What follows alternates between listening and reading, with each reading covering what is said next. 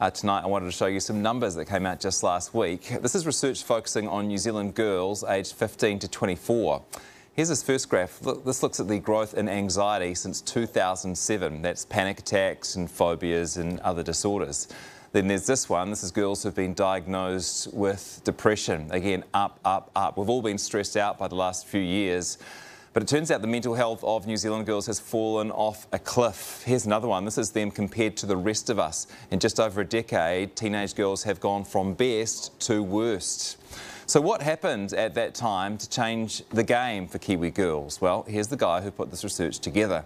When kids traded in their flip phones for smartphones and got onto social media, particularly Instagram and Snapchat, we began to see a collapse in teenage girls' mental health all across the English-speaking world. Childhood was really rewired, and we moved from a play-based childhood to a phone-based childhood.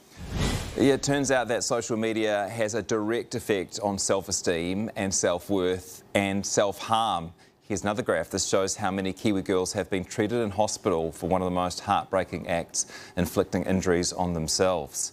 Parents thought their daughters' phones were keeping them safe, but they're putting them in hospital.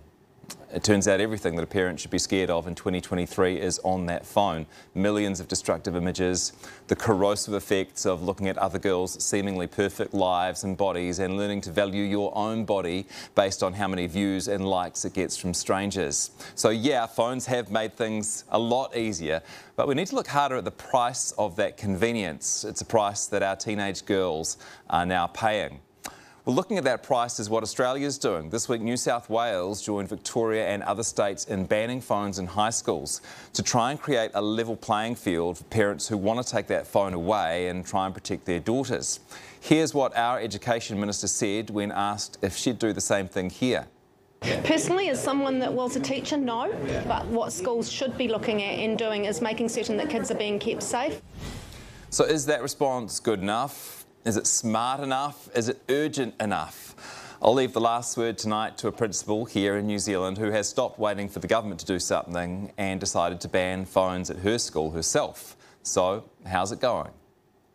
The staff noticed an immediate improvement in concentration. Last year our NCA Level 1 results were well up on previous years. We're dealing with far less social media bullying at school. They're actually interacting in social again, which is fantastic.